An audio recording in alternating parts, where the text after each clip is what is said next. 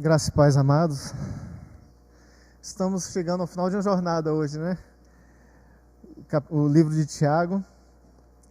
Eu confesso aos irmãos que tem sido uma experiência muito marcante para mim. Eu já tive a oportunidade de ler algumas vezes o livro de Tiago.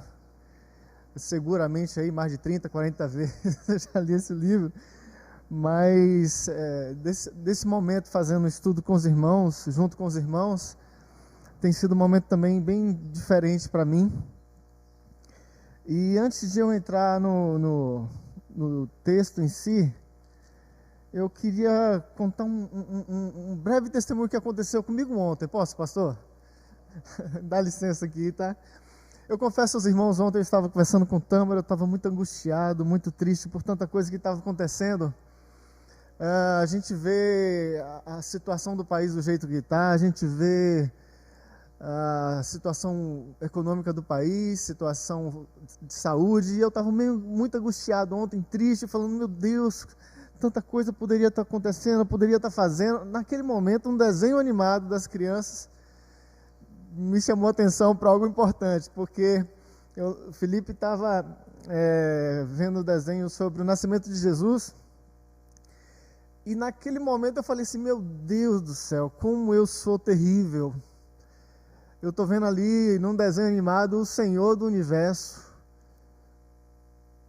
o mais poderoso, o mais amoroso, o mais extraordinário ser, que tem todo o poder, poderia simplesmente com a sua palavra transformar qualquer coisa, fazer qualquer coisa. No entanto, Ele, todo poderoso, Ele está dentro de uma manjedoura, vem dentro de uma manjedoura, num lugar terrível, num momento da história terrível, e eu estou aqui reclamando de quê? Eu moro bem, eu vivo bem, eu estou com minha família bem, não estou sendo perseguido, estou reclamando de quê, meu Deus, né?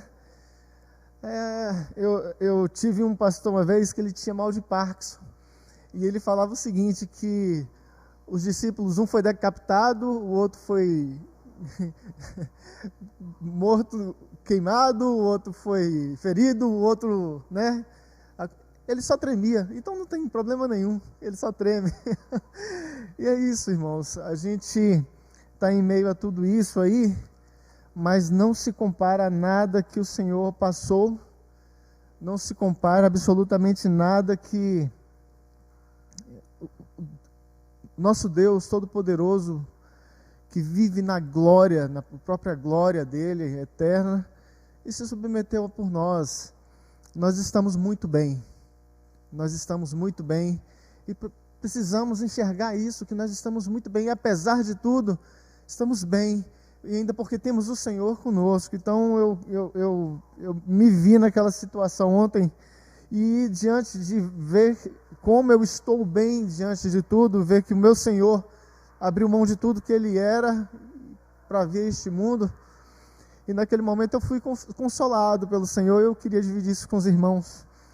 Nós estamos bem, apesar de tudo, muito bem mesmo. Vamos orar? Vamos orar. Senhor, obrigado pela Tua misericórdia, obrigado pelo Teu amor.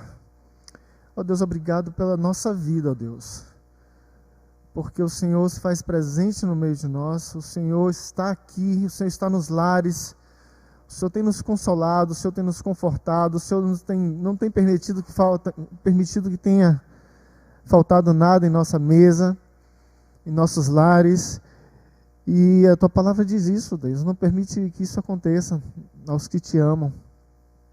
Muito obrigado, e neste momento eu quero clamar ao Senhor que tenha misericórdia, e que o Senhor possa estar falando comigo, falando com cada um, neste momento que vamos estar conversando aqui. Eu Te agradeço, esteja visitando cada pessoa, os que estão aqui e os que estão em seus lares, ó Pai. Derrama a Tua bênção, a Tua unção, o Teu poder, o Teu consolo, Deus, em cada um destes. Eu Te peço essa bênção, agradecido por tudo em nome de Jesus. Amém, ó Deus. Amém, amém. Tiago, capítulo 5. Tiago, capítulo 5, hoje, então, nós estaremos finalizando. E vamos estar lendo, então, vamos estar falando sobre versículos 13 até o 20. Nós dividimos esse capítulo em duas partes para que nós pudéssemos não demorar tanto. Hoje também não vamos demorar. Vai ser bastante rápido também, mas espero que fique claro algumas situações para nós. Tiago capítulo 5, verso 13 diz o seguinte, em diante: está entre vós alguém aflito? Ore.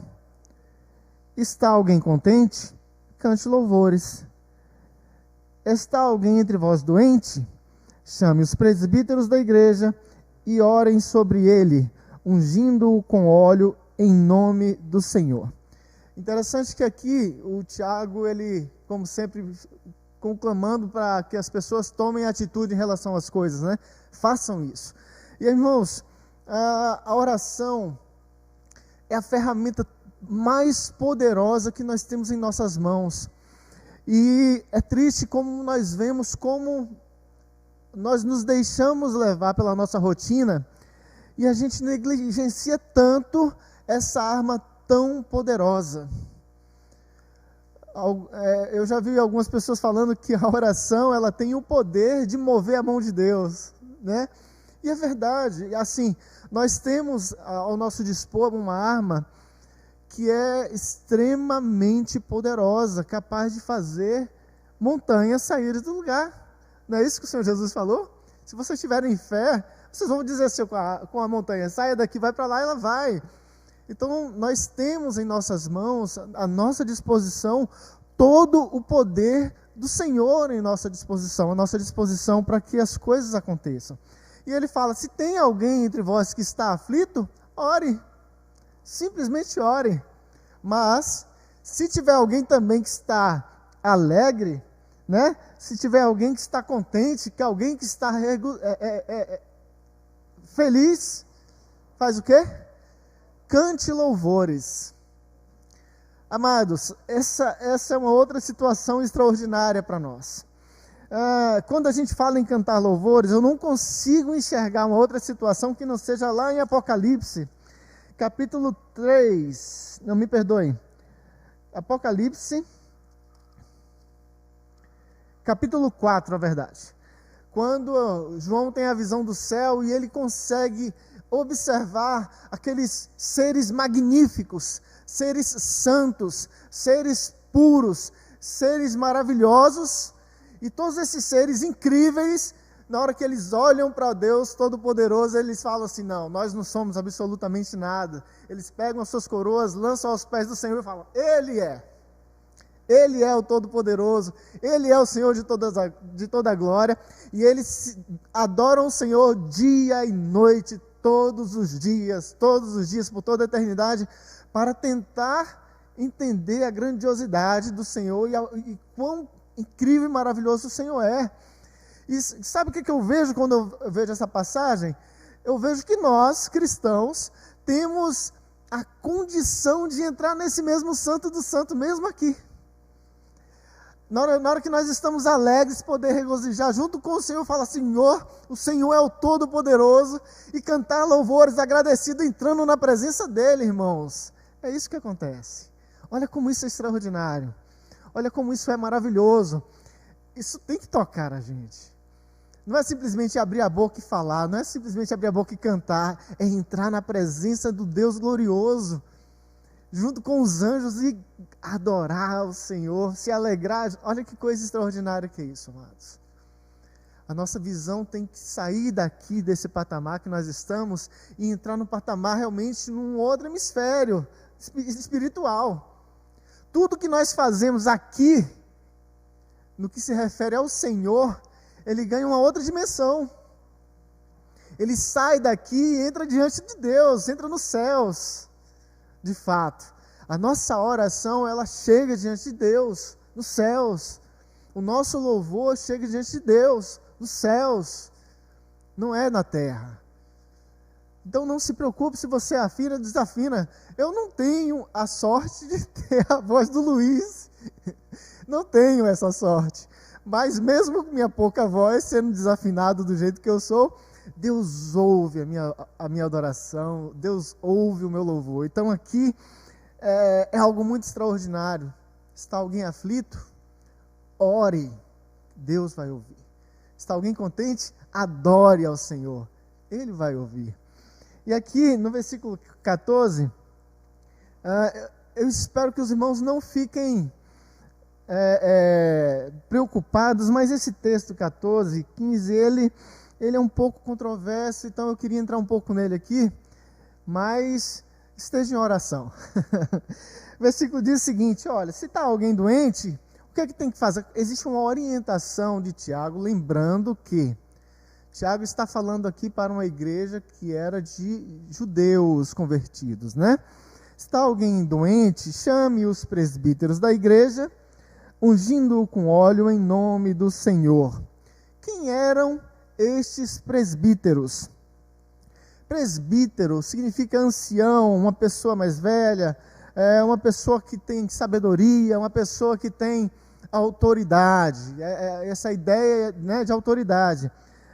Os apóstolos, eram reconhecidos como presbíteros, os apóstolos eles tinham esse reconhecimento. Pessoas que foram treinadas, que foram discípulos dos apóstolos, eles também, alguns recebiam esse título de presbítero, e cada igreja na época tinha os seus presbíteros, alguém que era responsável para estar orientando aquela igreja. Os presbíteros, eles tinham algumas funções específicas, para a gente entender como é que funcionava.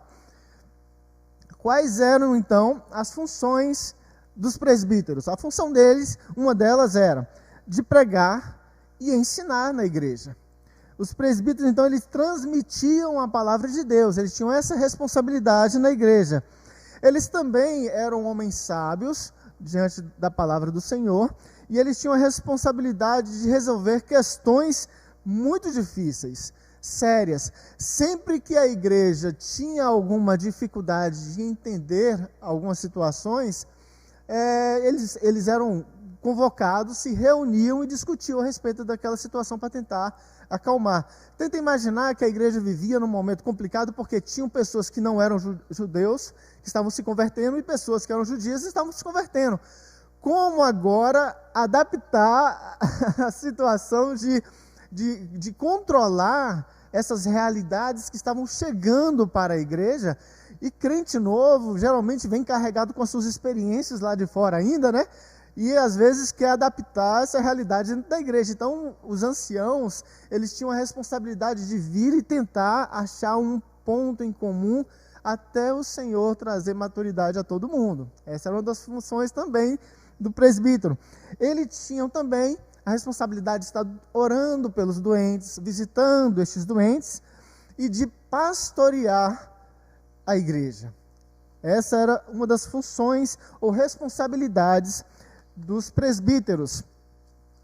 Mas a Bíblia também deixa claro quais eram os requisitos para alguém se tornar um presbítero na igreja, ou um bispo, né, que eram os nomes que se tinham.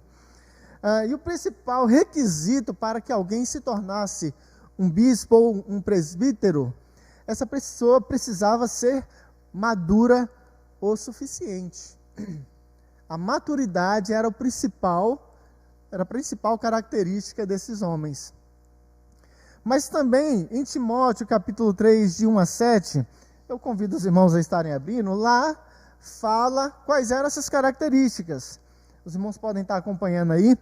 E uma das primeiras características descritas nesse texto, de 1 Timóteo 3, de 1 a 7, fala o seguinte: que este homem, ele precisava, antes de tudo, ser cristão. Ele precisava amar a Deus. Ele precisava conhecer ao Senhor. Esse é o primeiro requisito.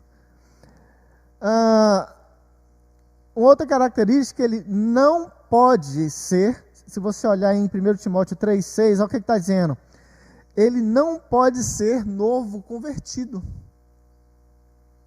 para se tornar um presbítero. As pessoas novas na fé, elas precisavam aprender e ganhar agora uma experiência junto ao Senhor, para que pudesse se tornar um presbítero. Então, pessoas novas convertidas não podiam ser presbíteros. Uma outra característica é que o presbítero, ele precisava liderar bem a sua casa.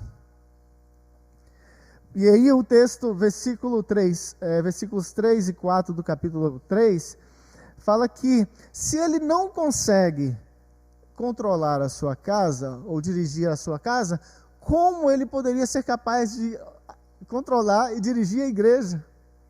Então, a pessoa precisava liderar bem a sua família. Nos versículos 2 e 3, fala que ele precisava também ser sóbrio. E aí, nessa característica de sóbrio, ele dá uma série de situações. Olha o que ele fala aqui. É necessário, pois, que o bispo seja irrepreensível, marido de uma só mulher, vigilante, sóbrio, honesto, hospitaleiro, apto para ensinar, não dado ao vinho, não espancador, mas moderado, inimigo da contenda, não ganancioso. Então, essa pessoa, quando fala ser sóbrio, ele não podia cair em excessos vergonhosos, tanto no vinho quanto em outras partes que estão descritas aqui. Ele não poderia trazer mau testemunho aonde vivia. E aí entra também no versículo 7, que fala que ele precisava ter uma boa reputação aonde vivia. Não bastava apenas os membros da igreja dizerem que ele era uma pessoa boa. As pessoas que conviviam com ele no trabalho, na rua, na escola, onde ele estivesse, nos negócios, precisavam falar: este homem é diferente. Então, olha quanta coisa séria essas pessoas que Tiago está relatando precisavam ter, né? Ok. Então, esses aqui são os requisitos.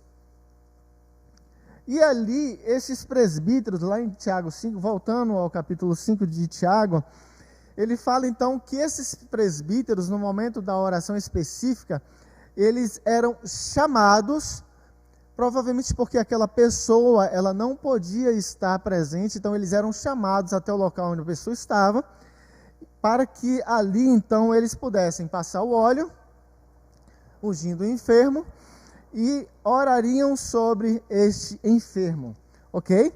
Então essas são as características. Aí nós vamos entrar então num tema, parece às vezes um pouco difícil de lidar, mas não é, muito simples, a gente vai tratar isso hoje. Por que então se ungir com óleo, né? A gente observa que na Bíblia, no Velho e no Novo Testamento, ungir com óleo tinham três finalidades somente. A primeira era de fins medicinais, de fato. As pessoas utilizavam como um cataflã, como Buscopan, era utilizado realmente, não que tomava, passava sobre as chagas. Quer ver um exemplo? A gente tem Isaías 1,6, Isaías 38, 25, 21, mas eu quero lá em Lucas 10, 34, por favor. Lucas 10, 34, eu quero pegar no Novo Testamento para ficar um pouco mais claro para a gente. Esse texto é muito conhecido. Lucas 10, 34. Nesse momento aqui, está falando sobre a parábola do bom samaritano. E lá no 34, o que está falando? Aproximando-se, atou-lhe as feridas, deitando-lhes azeite e vinho. Então, pondo sobre a sua cavalgura, levou-o para a hospedagem e o cuidou dele. Então, aqui neste momento está falando sobre unção, sim, jogar óleo, jogar o azeite sobre a ferida para que pudesse ser curado. Então a gente vê que existe a finalidade medicinal. A unção tinha essa opção, essa finalidade. A segunda finalidade descrita na Bíblia para óleo da unção, não óleo da unção, para a unção com óleo. Porque óleo da unção é uma outra situação que a gente vai falar daqui a pouquinho. Ungir com óleo tinha uma finalidade que era também para o corpo. Ela tinha uma finalidade mais estética, né? As pessoas viviam no deserto naquela época, era muito comum, as pessoas, quando chegavam em casa, as pessoas davam óleo para que elas pudessem passar nos cabelos, no rosto. Mas a gente vê isso muito claro, essa finalidade cosmética do óleo, Ruth 3:3, Salmo 104:15, Cantares, mas eu quero pegar com os irmãos no Novo Testamento, Mateus 6:17. Olha como é que está escrito aqui, Mateus 6:17.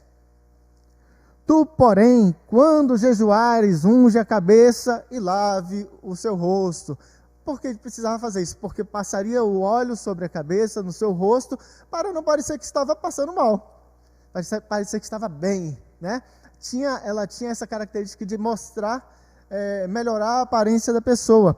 Em Lucas 3:38 também fala sobre isso. Lucas 7:38. Olha o que está escrito aqui. E estando por detrás, aos seus pés, chorando, regava-os com as suas lágrimas. Então, enxugava com os próprios cabelos, beijava-os e ungia com unguento. E o Senhor Jesus, neste momento, ele repreende, né, a irmã daquela moça, porque ela jogou o óleo em seus pés, e o Senhor falou assim: eu cheguei na sua casa e você nem me deu óleo para eu passar na minha cabeça. Não foi isso que o Senhor Jesus falou? Por quê? Por causa desse costume que tinha, justamente de chegar na casa de alguém e passar o óleo para se apresentar de forma melhor. No versículo 46 também fala isso: não me ungiste a cabeça com óleo, mas esta me ungiu com os pés. É justamente o que eu estou dizendo. O Senhor Jesus faz essa repreensão por causa disso, por causa do costume que tinha na época. Então, essa era a segunda finalidade, a finalidade de fazer com fins cosméticos, de beleza mesmo. E a terceira finalidade, ela é muito forte, principalmente no Velho Testamento, era para a consagração. Consagração na Bíblia, irmão, significa separação, algo que era separado. E existiam dois momentos muito específicos. As pessoas, elas eram ungidas, e entre essas pessoas, os sacerdotes, os profetas e os reis, somente estes eram ungidos. Pessoas, somente profetas, sacerdotes e reis eram ungidos. As pessoas comuns de Israel não eram ungidas. E objetos eram ungidos. Então nós tínhamos a figura, essa ideia do óleo no Velho Testamento, ele aponta para o Espírito Santo. Quando alguém orava sobre um objeto, este objeto ele era ungido, ele era então separado para a adoração e para o serviço no templo. Não existia aquela ideia assim: ô pastor, ora pelo meu celular aqui, que alguém chegasse na época, né? Eu tenho um bode lá na minha casa, o sacerdote, unge o meu bode aí para que ninguém roube meu bode. Ou então, eu tenho aqui a minha tenda, para que não pegue fogo, para que não aconteça. Não existia essa prática no Velho Testamento. Isso não existia. A unção era: alguma coisa precisa ser utilizado no templo, ungia aquele produto ou aquele material, aquele objeto, e separava, santificava para que aquilo fosse utilizado na casa do Senhor. Ok? Então, no Novo Testamento, a gente vê algumas situações de unção. E quando fala sobre unção no Novo Testamento, a gente vê que a maioria absoluta dos textos fala sobre essa unção de limpeza estética. Mas tem dois textos no Novo Testamento que a gente fala sobre Tiago, capítulo 5, que é este aqui, que fala: se tem alguém doente, chame e passe o óleo sobre a pessoa e ore para que aconteça alguma coisa, não é assim? Existe só mais um texto no Novo Testamento que fala sobre esse tipo de utilização da unção. Não existe, somente esses dois que falam sobre essa forma de utilização, que é esse de Tiago, e o outro fica em Marcos capítulo 6, versículo 13. Marcos 6, 13. Só para nós entendermos em que momento isso acontece. No momento em que o Senhor Jesus convida os 12 e fala o seguinte: olha, vocês vão sair agora e vocês vão sair pregando, não leve nada com vocês não vão levar dinheiro, vocês não vão levar, mal vão levar uma bolsa descolada com vocês. Só que esse texto, ele está descrito em Mateus, capítulo 10, de 1 a 42, e nesse livro, em Mateus, este momento que acontece é o local onde tem mais explicação de como o Senhor quer que a coisa aconteça. Em momento nenhum aparece ali a unção que os discípulos deveriam ungir alguém, não aparece. No livro de Lucas, capítulo 9, de 1 a 6, também fala sobre esse mesmo momento, e também em nenhum momento aparece unção. Somente no livro de Marcos aparece essa, se tiver, vamos dar uma olhada lá, Marcos capítulo 6, verso 13. Expulsavam muitos demônios e ungiam enfermos com óleo e os curavam. Este aqui é o único versículo, além de Tiago, que fala a questão da unção com cura. Lembrando que a unção no Novo Testamento só fala sobre a questão de cura, só. Mas nós precisamos entender, por que os outros livros não falavam sobre este aspecto? Não havia orientação do Senhor Jesus para que ungisse com óleo. Não existia essa observação do Senhor Jesus. Mas Tiago, ele traz essa revelação e os discípulos agiam dessa forma. Para que nós possamos entender este contexto, a gente precisa voltar um pouco aí. Existiam os três principais ministérios de Jesus aqui nesta terra, durante a sua vida, onde ele caminhava. Os três principais ministérios dele eram ensinar, pregar o evangelho do reino e curar os enfermos, fazer milagres. Certo? Eram os três principais ministérios de Jesus aqui na terra. E os milagres de Jesus, eles tinham alguns propósitos, não eram aleatórios.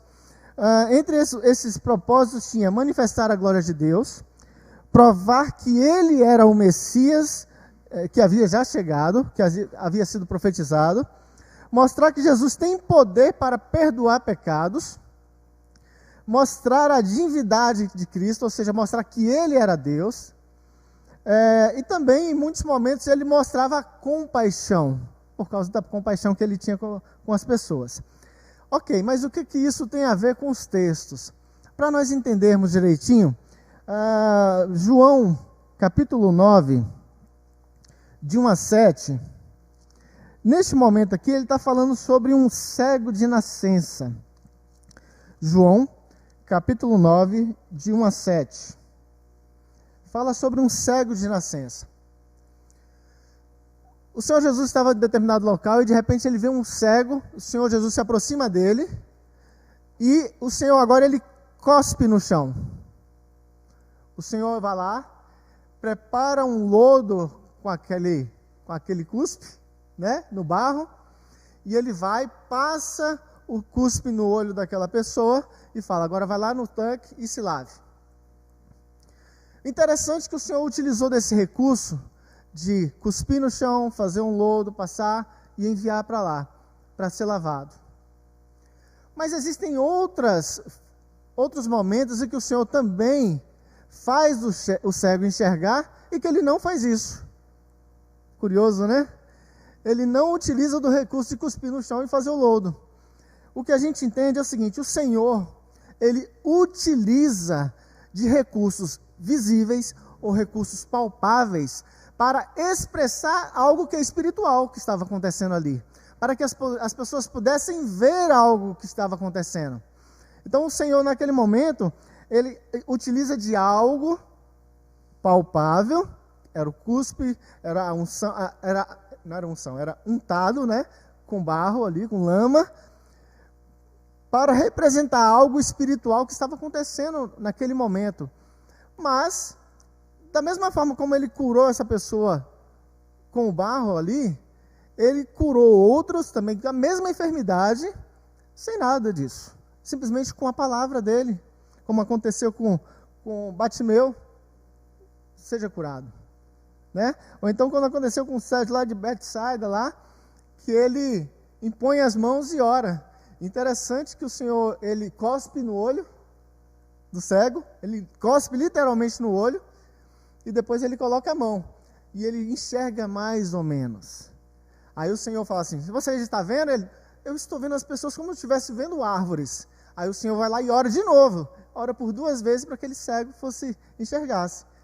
Curioso isso, né?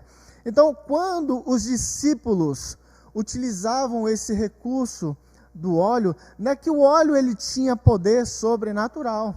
Até porque o Senhor nunca precisou do óleo para curar ninguém. Mas os discípulos utilizavam daquele recurso como um meio de fortalecimento de fé. Mas o óleo em si não tinha aspecto de salvação, não tinha aspecto de milagroso, nada disso. Até porque então, vamos continuar um pouco mais. Olha o versículo 15, o que é que está dizendo aqui? Tiago, capítulo 5, novamente, versículo 15, diz o seguinte: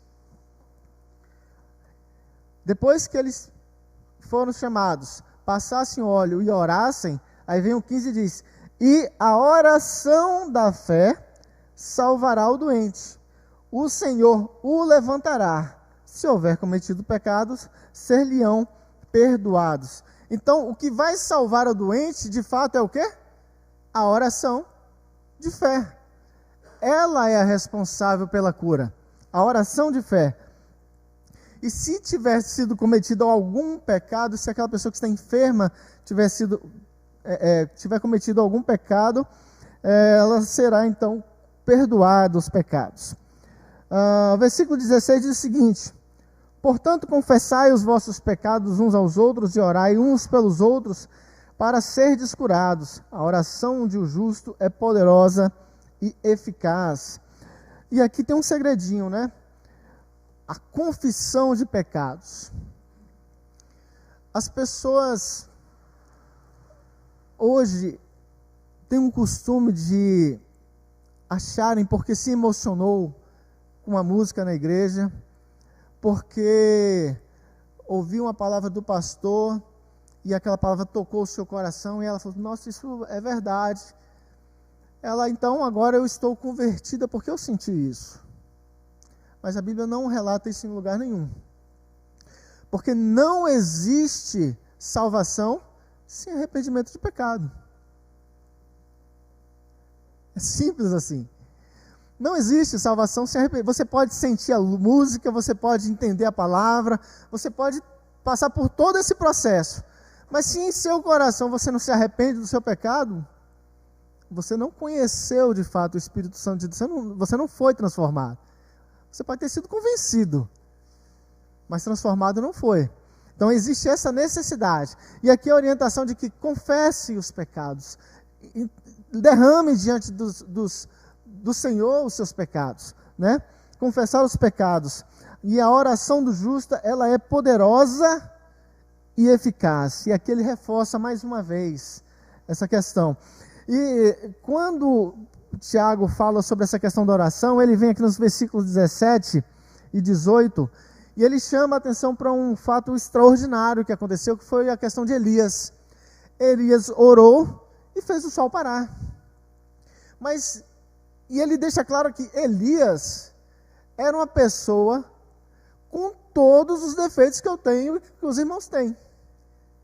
A palavra aqui fala que ele estava sujeito exatamente às mesmas paixões.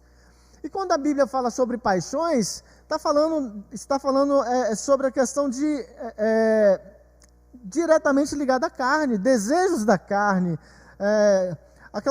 os desejos que nos aprisionam ao pecado. Elias, este homem, que tinha exatamente as mesmas necessidades que nós, as mesmas limitações que nós, que estava sujeito aos mesmos pecados que todos nós, este homem ora e o sol para. Aí, este homem, me perdoe, ele ora e faz, durante anos, parar de chover. Na verdade, o texto fala sobre essa questão de orar e não chover. O homem era sujeito às mesmas paixões que nós, e orou com fervor para que não chovesse. Durante 3 anos e 6 meses não choveu. Aí ele ora novamente, e aí agora volta a chover. O que parou foi outra pessoa. Então, na verdade, Elias, olha, como eu falei no começo, irmãos, a oração. Olha como nós temos à nossa disposição algo tão extraordinário que é o poder de Deus. E a oração está à nossa disposição para usar esse poder, né? E aqui então fala sobre ele orava e orou outra vez do céu, veio chuva.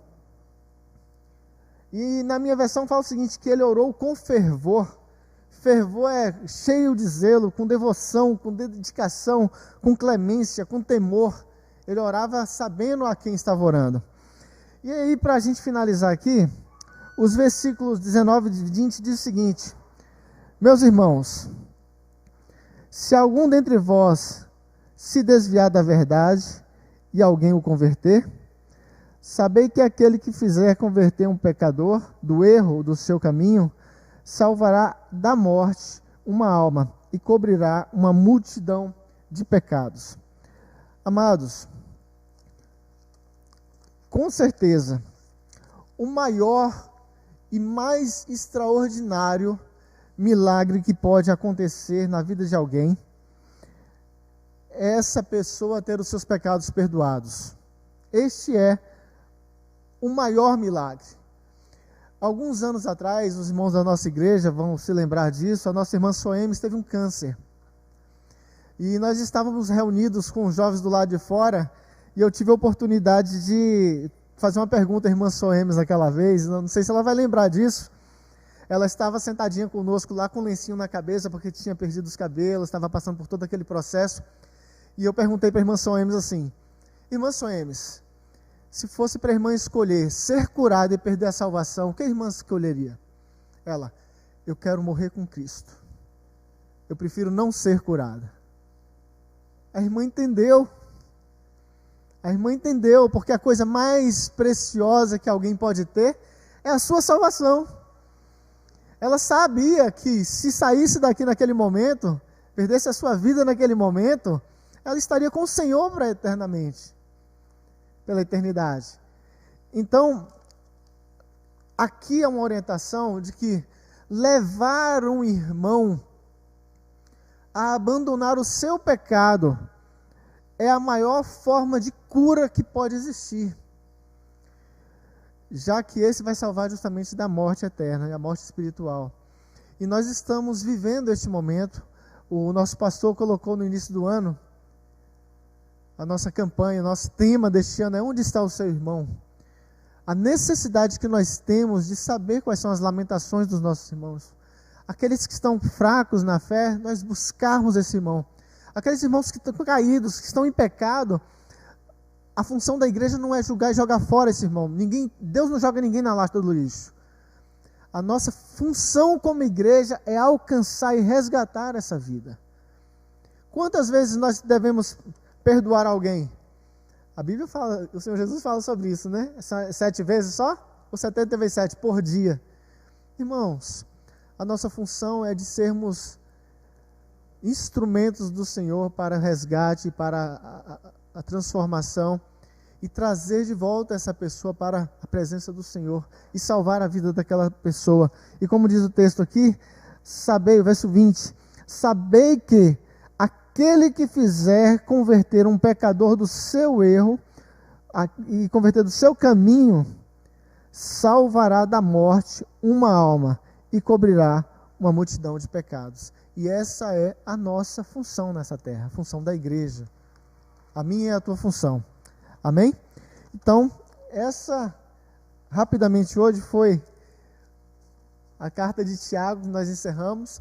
E semana que vem estaremos iniciando um outro tema. Logo os irmãos vão estar sabendo aí, tá bom? O pastor gostaria de estar falando. Então, nós vamos estar orando para encerrar. E lembrando que hoje, às 18 horas, nós temos o culto. E que os irmãos estejam conosco para estar ouvindo a palavra do Senhor. E eu tenho convicção de que, assim como tem acontecido todos os domingos, tem sido uma bênção. O Senhor tem utilizado os servos dele para estar falando nestes cultos. Tem sido maravilhoso o momento, às 18 horas hoje, tá, amados? Vamos orar. Meu Deus, obrigado por esse momento, obrigado pela tua misericórdia. Esteja nos levando em paz, esteja com cada um em seus lares, esteja com esse dia, ó Pai, abençoando, livrando, guardando. E obrigado, Deus, por Cristo na cruz, porque hoje temos a oportunidade de estar na tua presença por causa dele, Pai. Muito obrigado. Eu te peço essas bênçãos, agradecidos por tudo, em nome de Jesus. Amém.